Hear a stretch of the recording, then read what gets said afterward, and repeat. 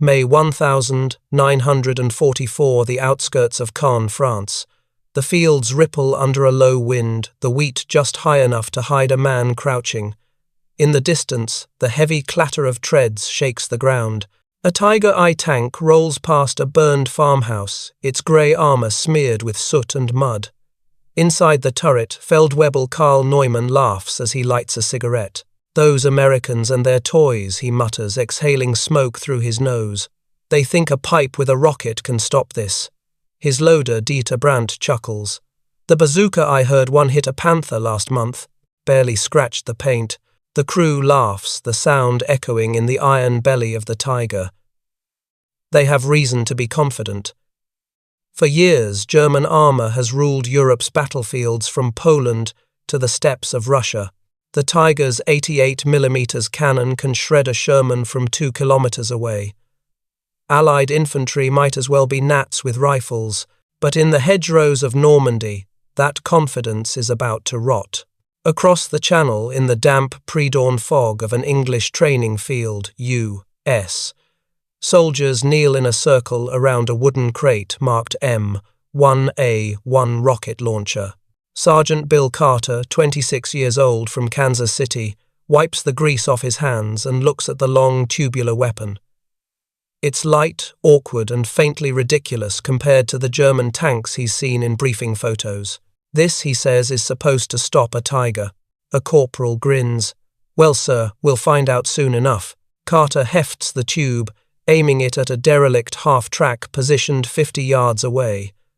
The air smells like oil and wet grass. He shoulders the launcher, the weapon's crude sight wobbling slightly. "Rocket ready," the assistant gunner calls, loading a finned projectile with a copper-tipped warhead. Fire. The backblast kicks up dirt. The rocket streaks forward, hits the side of the target, and to everyone's surprise blows a ragged hole straight through the steel. The explosion echoes across the field. Carter lowers the tube, blinking. Well, I'll be damned. What the Americans don't yet know is that the bazooka's true advantage isn't its punch, it's where it can strike. In Normandy's tangled hedgerows, a tank's greatest strength, its long-range firepower, becomes a liability. Visibility drops to a few dozen meters. Roads are narrow, flanked by earthen walls thick with brush and trees. Tanks can't turn their turrets fast enough. Infantry can vanish into the greenery. And somewhere out there in those green corridors, a GI will be waiting with a shoulder-fired rocket. Back in France, German intelligence reports trickle in from the east. Recon photos show odd rocket launchers in American training camps. Field manuals describe the M6, a one rocket, a shaped charge, designed to melt armor with a jet of molten copper. But Wehrmacht analysts laugh it off. Unguided, slow, short range, one colonel writes in a report. An infantry curiosity, nothing more. Tank Commander Neumann folds the paper and smirks. If they come to France with these, we'll show them how real weapons work. Yet even among German ranks, not everyone is convinced. Lieutenant Hans Becker, an engineer attached to Panzer Lehr Division, voices his doubts. They said the same about the Russian PTRD rifles in '41. Then we started losing tracks in the snow. If it can hit a joint or engine, even a toy can cripple steel. His superior laughs. "Becker, you worry too much. No peasant with a pipe will stop a Tiger." June 6, 1944. Dawn. The beaches erupt with thunder. German observers at Point du Hoc and Omaha see the impossible, an armada so vast it blots out the sea. Tanks, landing, craft bombers, ships, the entire horizon, a living wall of metal. Neumann's crew listens to the radio, disbelief mixing with fear. The invasion has begun. By the 7th, the countryside around Caen is alive with chaos. Sherman tanks roll down country lanes, infantry following behind. The bocage, centuries-old hedgerows used by farmers, turns every field into a fortress. Visibility drops to a few meters. The air is humid, thick with the smell of manure and cordite. The Tiger crew edges through a narrow lane, its treads grinding through mud. Neumann leans out the hatch, scanning through binoculars. "Watch the flanks," he warns. "The enemy hides in the trees. They don't see the two figures lying prone in a ditch 30 meters ahead. Sergeant Carter and his loader, Private Joe Martinez, have been waiting for hours hidden under leaves. Sweat drips into Carter's eyes as he whispers, "Hold, hold." The Tiger's engine growls louder. Its massive silhouette fills the gap between hedgerows, a steel monster emerging from shadow. Now Carter breathes. Martinez slides a rocket into the launcher. The smell of grease and cordite fills the air. Carter braces his shoulder, aligns the crude sight on the Tiger's flank, and squeezes the trigger. Whoosh! The rocket slams into the tank's rear sprocket.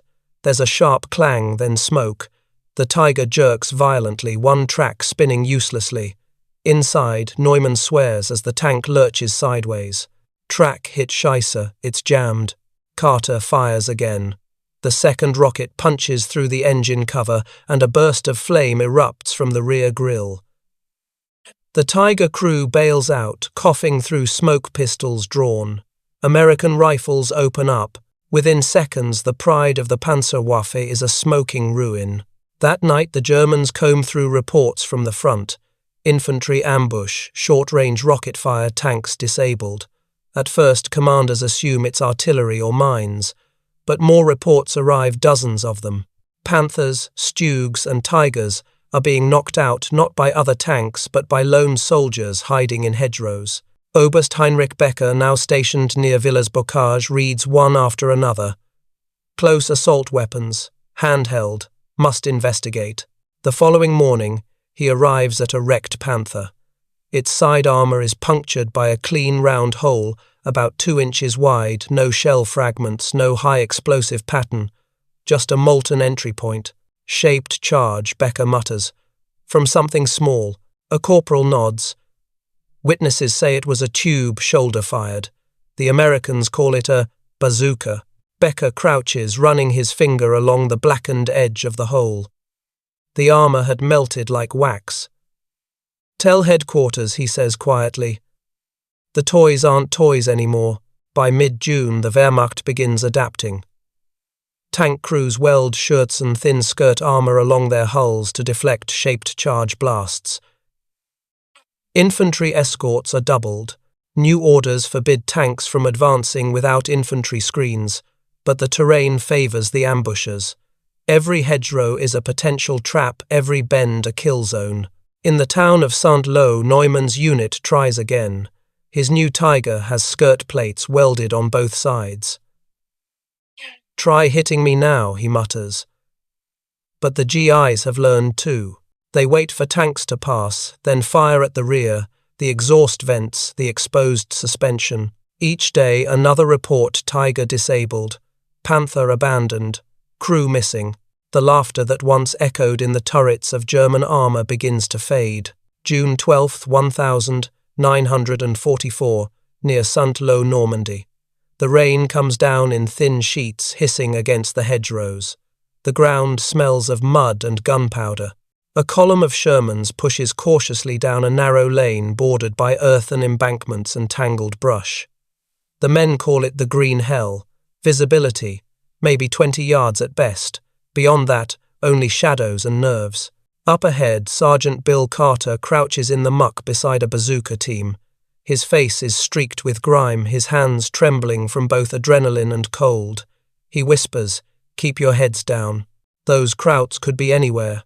Private Joe Martinez, clutching another rocket, nods. "If they roll through here again, they're not getting back out." A deep rumble answers him, diesel engines faint but growing.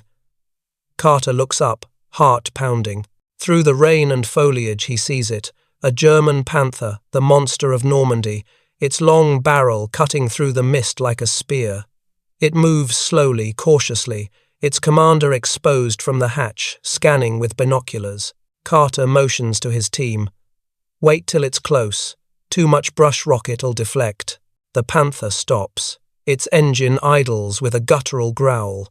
Then a shout in German infantry vorwärts. A dozen soldiers move ahead of the tank rifles at the ready, sweeping the hedgerows. Carter curses under his breath. They're learning. The Germans now send infantry ahead of armor, a change from the reckless thrusts of the first week. Bazooka ambushes have forced them to evolve. Still, the terrain plays into the Americans' hands.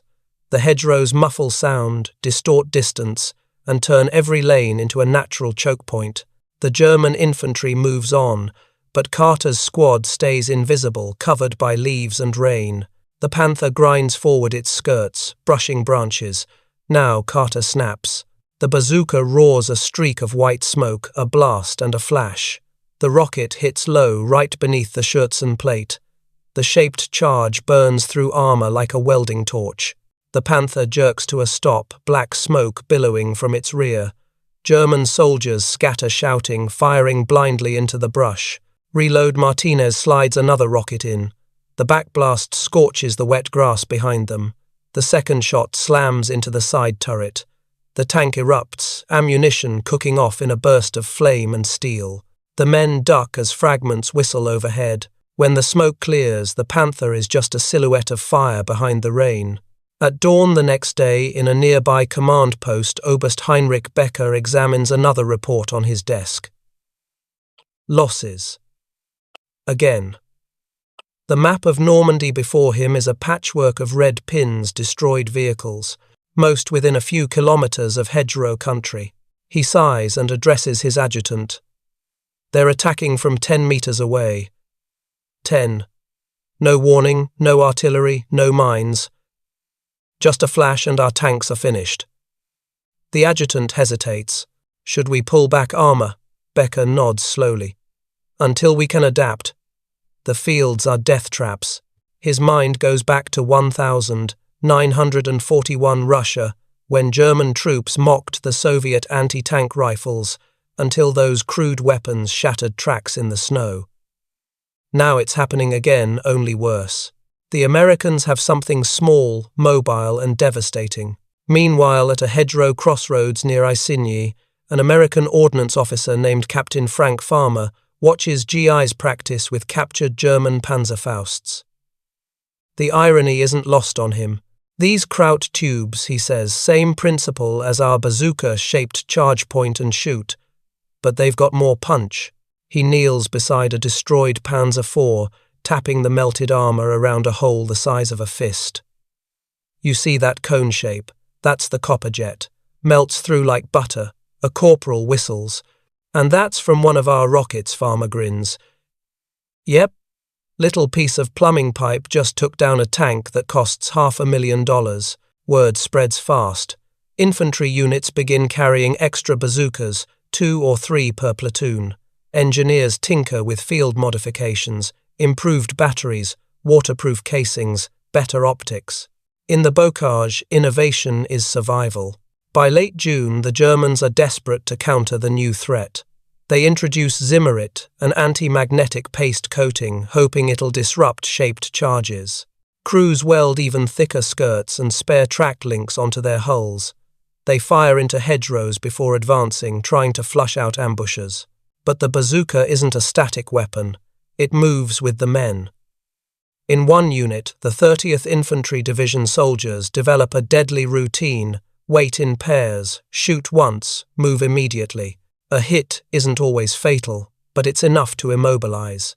And a crippled tank in bocage country is as good as dead. June 20th, 1944. The village of Saintony. Smoke drifts over the ruins. A Panther lies half sunk in a ditch, its turret blown open.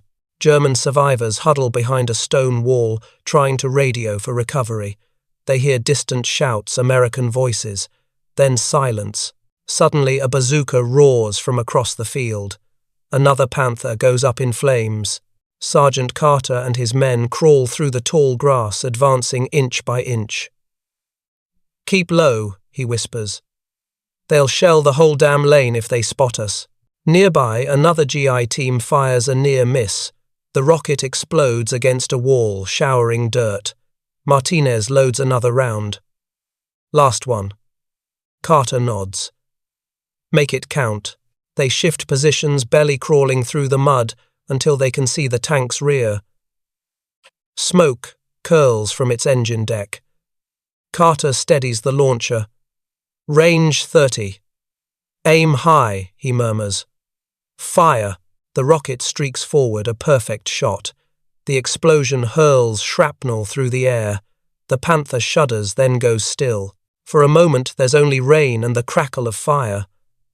Carter lowers the tube. That's for all those boys at Omaha. A few kilometers away, a German tank recovery team arrives hours later. Becker stands in the wreckage, shaking his head. Another ambush. No artillery, no aircraft. Just 1 or 2 men with those cursed rockets. He turns to his aide. Issue this order. To all panzer units, advance only with infantry screens. Cover every hedgerow with suppressive fire, and never stop in a lane. If you must move, move fast. The aide scribbles the command. Understood, sir. But, if the Americans have thousands of these launchers, Becker doesn't answer. He looks at the burned-out hulk, the hole glowing faintly in the drizzle. Then armor warfare as we know it is finished. In the weeks that follow, the battlefield becomes a test of adaptation. The Germans rely more on night movements, ambush, counter-tactics, and heavy artillery. The Americans refine their teamwork, pairing bazooka men with riflemen for cover. In the bocage, every shot counts. Every tank destroyed is one less crushing the infantry advance. And by the end of June, the myth of the toy bazooka has vanished from the German ranks. What began as laughter now echoes as silence, punctuated only by the hiss of rain on burning steel. June 28, 1944, near the village of Carentan. Dawn breaks with a low mist rolling over the Norman countryside. The air is heavy with dew and the faint tang of burned fuel. The hedgerows loom like green fortresses, their roots as thick as tree trunks, their tops bristling with thorns and vines. For the German tank crews, it's like fighting blind inside a maze. Feldwebel Karl Neumann sits in the turret of his new Tiger tank, staring down a narrow dirt road. His last one was lost near St. Lo, burned out by what the Americans called a bazooka. He's not laughing now. The humour has vanished, replaced by a tight knot of unease. Driver halt, he orders. The Tiger groans to a stop, its engine idling deep and angry. Infantry forward. A platoon of Panzer Grenadiers moves ahead, rifles raised, scanning the hedgerows. They know this routine by heart because every hedgerow might hide a man with a pipe and a rocket. 2 fields away, Sergeant Bill Carter lies flat on his stomach in the grass, eyes fixed through the leaves. He's become a hunter now. A bazooka veteran. It's been 3 weeks since D-Day and the GIs have learned the rhythm of this strange war patient's camouflage timing. No glory charges, no open field heroics, just silent stalking and a single decisive strike. Here they come, whispers Martinez, his breath steady despite the pounding in his chest. Carter nods, barely moving. Through the brush, the Tiger's silhouette emerges monstrous, almost beautiful, in its menace. Sunlight glints off its skirts and barrel.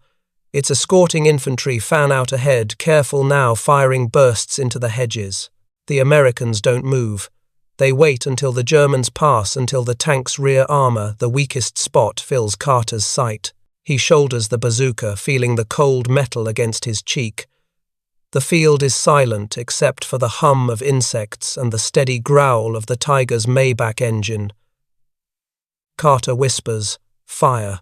The rocket launches with a shriek. Smoke bursts backward, the tube kicks hard, and a streak of flame arcs across the short gap, hitting dead center on the Tiger's rear plate. The explosion blooms orange and black. The tank lurches, smoke pouring from its vents. Inside, Neumann's ears ring. "Verdammt engine hit," he shouts. The driver panics, trying to reverse, but the transmission is jammed. "Out! Everyone out!" The hatch bursts open. Flames lick the edges as the crew scrambles into the mud. Bullets snap through the air, American rifles opening up from cover. One of Neumann's men falls face-first, helmet rolling. Carter reloads his face, expressionless.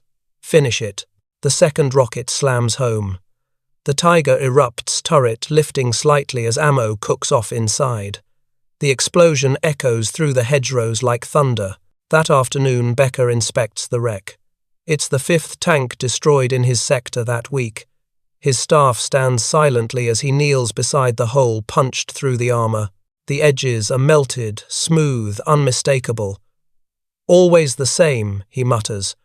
"Rear hit-shaped charge, close range." He glances at his aide. "Have Berlin send the technical reports to Krupp and Henschel. They need to know this bazooka, this weapon, it's a plague." The aide hesitates. "Sir, some of the men call it der Geisterschützes, the ghost gun. They say they never see who fires it." Becker straightens his expression grim. "Then tell them ghosts are real." Across the front, the Americans refine their tactics even further. Engineers issue bazooka vests with additional rockets strapped to the sides. Squad leaders coordinate ambushes with smoke grenades and grenade launchers to distract German infantry before striking armor.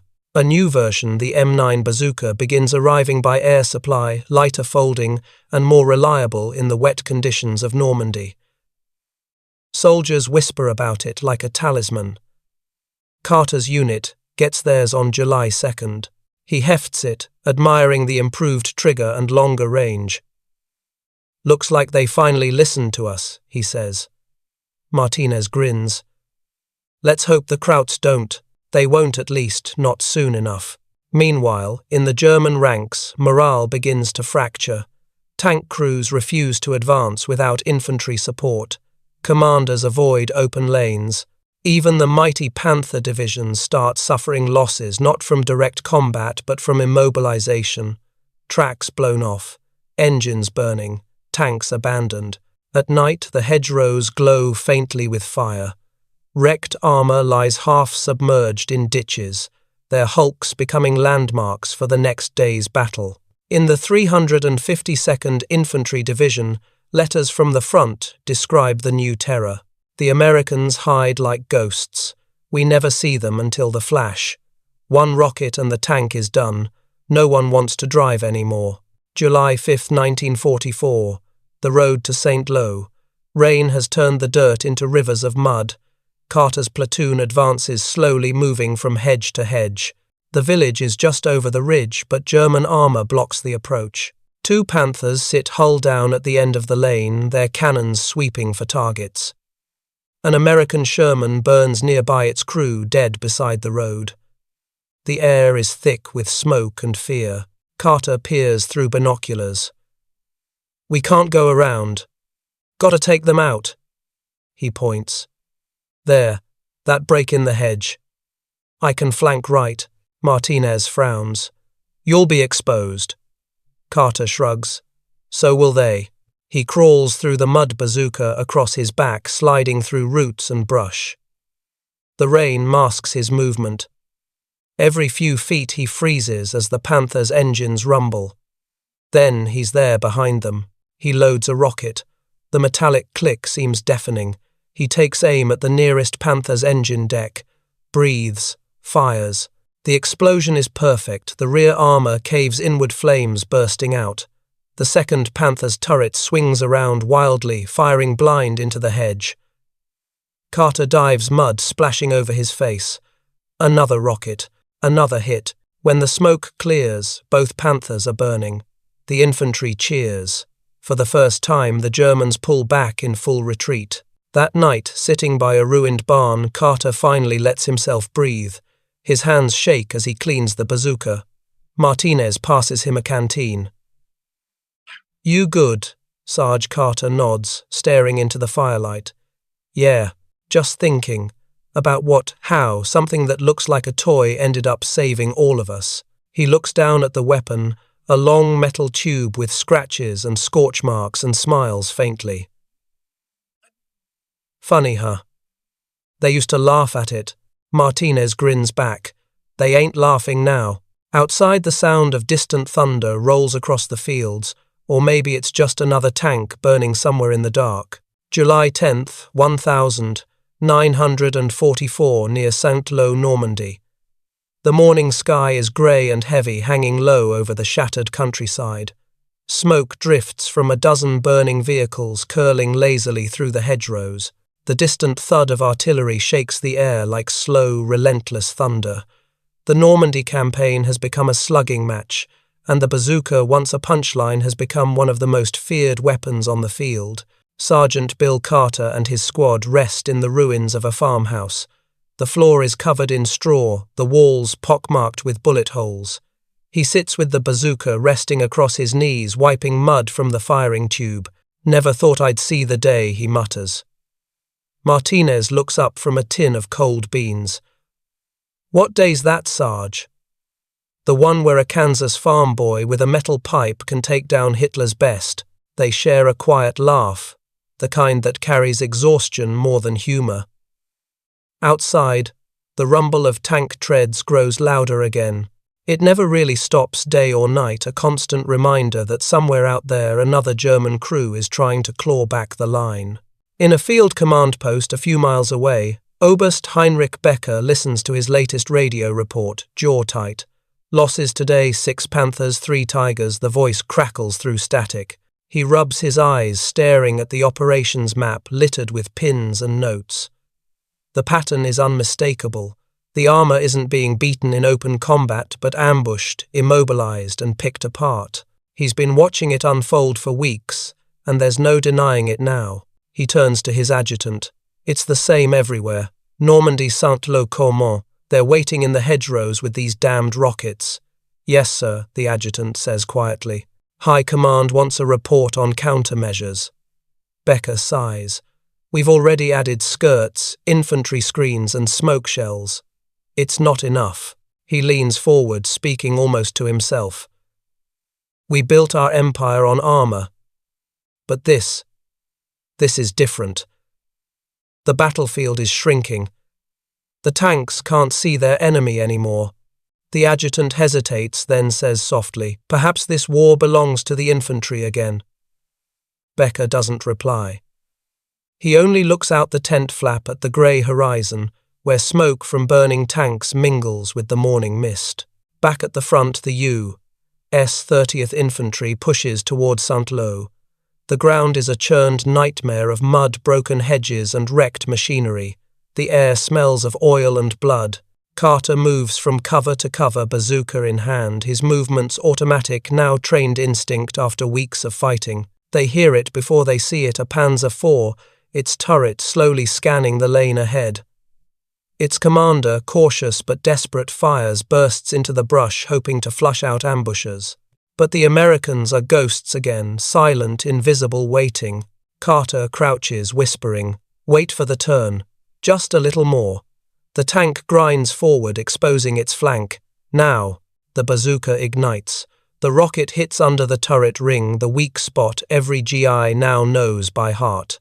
The explosion sends the turret spinning half off its mount. The Panzer burns within seconds. German infantry scatter, retreating under rifle fire. Martinez reloads, panting. "You ever think about how close we are when we shoot?" Sarge Carter wipes sweat from his face. "Every damn time. You're only 20 yards away." Carter nods grimly. "Close enough to see their faces." He looks down the road at the flames consuming the tank. War had always been a game of distance, artillery, air raids, naval guns. But here in the bocage, death was personal again. That evening, as the sky darkens, a column of captured German prisoners marches past. Among them, their faces hollow and soot-streaked, is Feldwebel Karl Neumann. His uniform is torn, his hands blackened with oil. He glances across the field and sees it, the burnt-out shell of his last Tiger smoke, still seeping from the wreck. An American soldier, curious, walks beside him and asks through an interpreter, "That your tank?" Neumann hesitates, then nods once. "What hit you?" Neumann pauses, his voice low and bitter. "A ghost with a pipe." The American frowns, confused. But Neumann just shakes his head, eyes distant. "Your soldiers. They wait. They listen. We never see them. Just the fire." Then nothing. He's marched on, but the phrase lingers. A ghost with a pipe. It spreads among the GIs, whispered, half as a joke, half as respect. By mid-July, the German High Command acknowledges the scale of the problem. Field reports flood in describing massive armor losses to infantry-carried rocket weapons. Orders are issued for additional skirt plating, spaced armor, and more aggressive scouting patrols. But none of it changes the terrain. The hedgerows still swallow tanks whole, and the Americans still wait in ambush. Captured bazookas are sent to Berlin for analysis. Engineers at Krupp study them in disbelief. One report reads, "Simple design, lightweight, cheap to produce, capable of penetrating up to 100 millimeters of armor at 100 yards, effectiveness far greater than expected. What was once dismissed as a crude improvisation is now studied with the seriousness once reserved for artillery." Germany even begins issuing more Panzerfausts to its own infantry, realizing too late that the future of anti-armor warfare lies not in massive guns, but in men carrying small ones. July 18, 1944 Operation Goodwood. British armour surges toward Caen under the largest air bombardment of the campaign. Columns of Shermans and Cromwells roll forward, and the Germans counterattack with their remaining Tigers and Panthers. The battlefield becomes a furnace of smoke, dust, and fire. Amid the chaos, Carter's squad provides flank security. He spots a Tiger advancing along a hedgerow, its massive barrel swiveling. It's just like before, same sound, same silhouette. The same monster he's seen burn a dozen times. "Martinez," he says quietly. "One more for the road." They crawl through rubble and grass until they find their line of sight. The Tiger's armor gleams sunlight glancing off the plates. Carter steadies the bazooka, heart pounding. He breathes in, then fires. The rocket slams into the track. Sparks fly. The Tiger halts, crippled. Before the crew can react, a British Firefly round hits it from the front, a single deafening blast. The tank explodes in a fireball, its turret thrown high into the air. The ground shakes. The air smells of cordite and hot metal. Carter lowers the bazooka, watching the black plume rise into the clouds. "Guess we both got him," he says softly. When the fighting finally moves beyond the bocage, the Germans have lost hundreds of tanks to ambushes just like these. The lessons learned in those green fields will echo through every army on Earth. Small mobile teams with lightweight anti-tank weapons can neutralize even the most powerful machines. In the weeks ahead, new generations of weapons, Panzerschrecks, Bazooka M9S PIATs, will spread across Europe.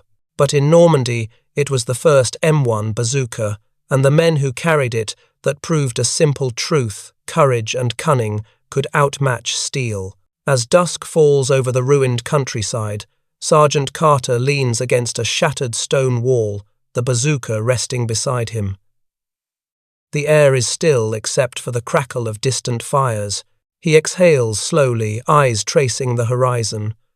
"They used to call it a toy," he murmurs. "Now it's the reason we're still alive." A cold wind moves through the hedgerows, the same hedgerows that once hid the hunters of Normandy, and carries away the last smoke of battle. Not every war story made it to the headlines. Some were whispered, between gunshots, in the silence after the shelling. At Forgotten Frontlines, we give those stories a voice. *, subscribe, because silence is never the end.